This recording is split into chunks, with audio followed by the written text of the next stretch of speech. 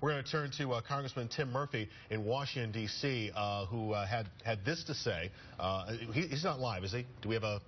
We do have live. I'm sorry, Congressman Murphy, who I actually just saw you at a benefit on Saturday night back in Washington. Thank you so much for joining us. And let's also mention that, Congressman Murphy, you are a child psychologist as well. That's right, and this is one of those situations where we have to be thinking, what are the signs that lead up to this? All of these tragedies, it's important we don't just see, was there one trigger event that occurred? And it also really speaks to the need in our society. We better get to work on dealing with mental health issues in our kids and adults, or we're going to continue to have these scenes take place. Congressman, let me ask you about the young people who witnessed all this and those who were victims today. From your background, your experience, I mean, how do you help these young people moving forward cope with something that I'm sure will be replayed in their minds over and over again in the days ahead and perhaps months to come?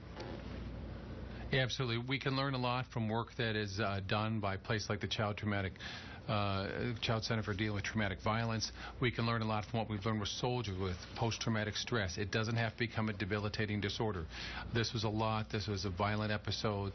This is some trauma. Kids have a great way of beginning to talk to each other about this. Very important to process that through. I'm sure the schools will have counselors available. It is important that families talk about this too.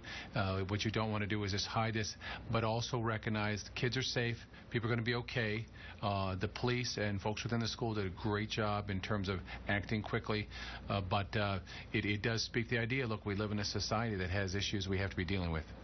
And Congressman, we appreciate you joining us live from the nation's capital. Please give us your initial reaction. I know Pittsburgh is your hometown, and even if it wasn't, situations like this are just very difficult to hear and to deal with. Tell us what was going through your mind when you heard about this mass stabbing at Franklin Regional.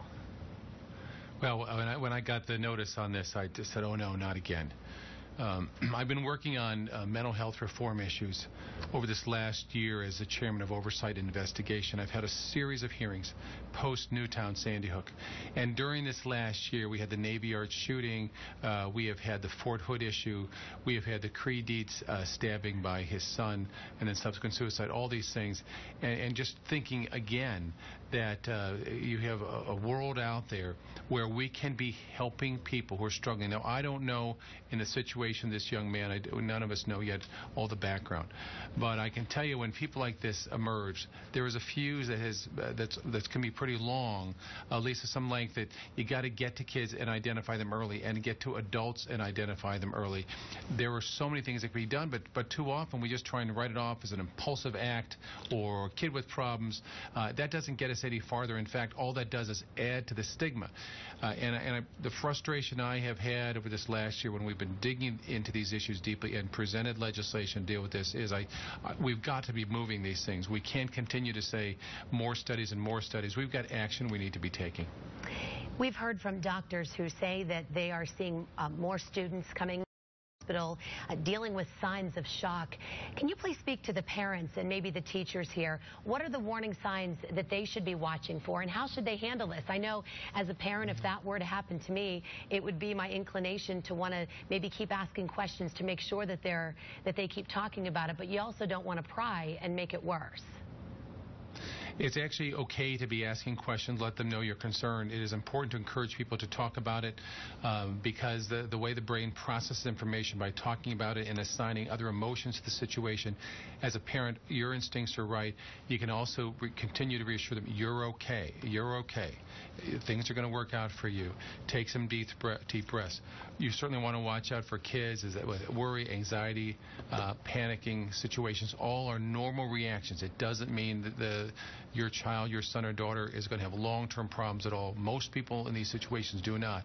But getting that counseling, if they seem to be having some trouble with panic and worry, anxiety, contacting someone at a hospital or contacting, I'd say call their pediatrician, see if there is someone who can talk with them as a psychiatrist, psychologist, clinical social worker for some immediate consultation with them.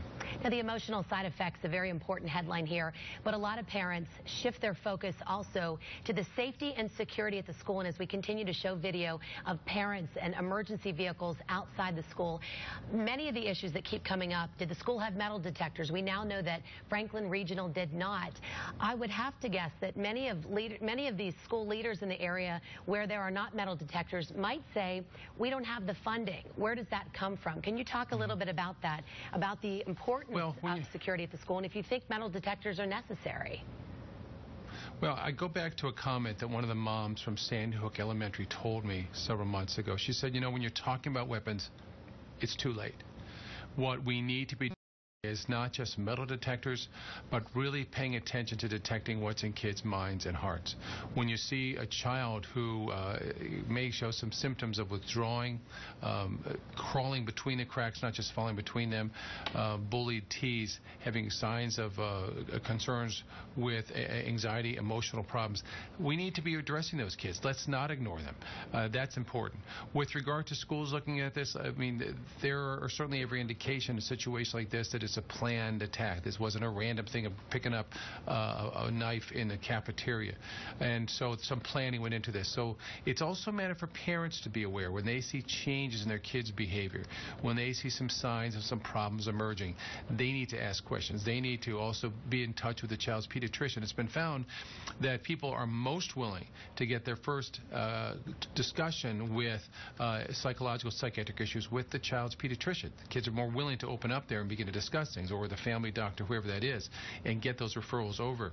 Those are all the parts. I worry that once again we'll talk about, the more security guards. The security guards should carry guns, metal detectors. None of that gets the underlying problem.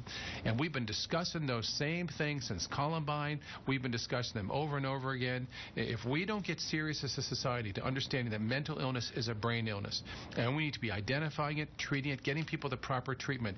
We have such a shortage of child psychiatrists and child psychologists in this country. It is amazing. There's like one child psychiatrist for every 2,000 kids with serious problems. No one can ever possibly imagine that is enough, because these kind of kids need serious help.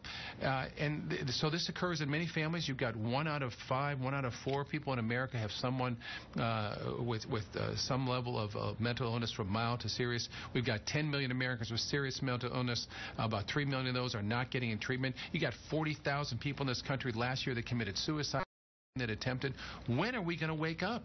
Our prisons are filled with people with mental illness. But we continue to say, we're not going to fund this, we're not going to take care of this, we're going to pretend everything's okay and talk about something else. So with regard to the question about metal detectors and everything else, are they important? Yes. Are they the cure? No.